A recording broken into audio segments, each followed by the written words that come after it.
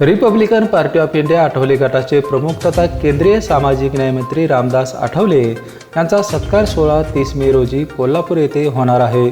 या सोहळ्याच्या पार्श्वभूमीवर पक्षाच्या पदाधिकाऱ्यांची बैठक नुकतीच शासकीय विश्रामगृहात पार पडली। समता मार्चच्या नियोजनासाठी आठवले कोल्हापुरात येणार आहेत।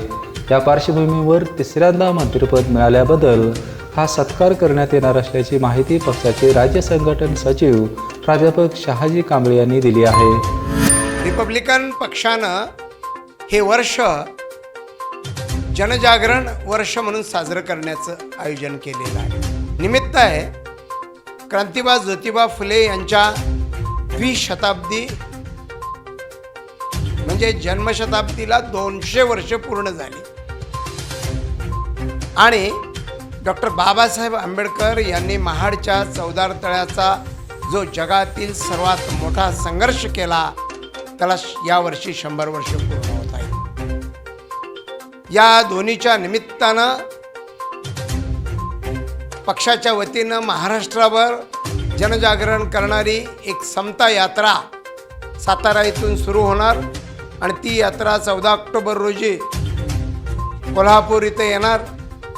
या निमित्तानं एक आंतरराष्ट्रीय बौद्ध धम्म परिषद आयोजित करण्याचा मानस नामदार आठवले साहेबांनी यावेळी जाहीर केलेला आहे। या दोन्ही कार्यक्रमाच्या निमित्तानं कोल्हापूर जिल्ह्यातून प्रचंड मोठ्या ताकदीनं उत्साहानं या दोन्ही विषयाची मांडणी घराघरापर्यंत कशी पोहोचेल यासाठी पक्षाच्या वतीनं धोरण आणि कार्य राबवलं जाणार आहे।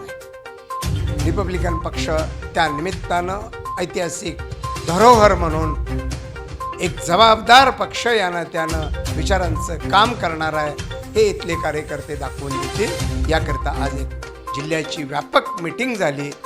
या मीटिंगमध्ये काही महत्त्वाचे निर्णय घेण्यात आले की जेणेकरून आठवले साहेबांच्या या निर्णयाला धोरणाला ताकद दिली जाईल। बीपीएनसाठी कोल्हापूरहून विजय यशपुत्र।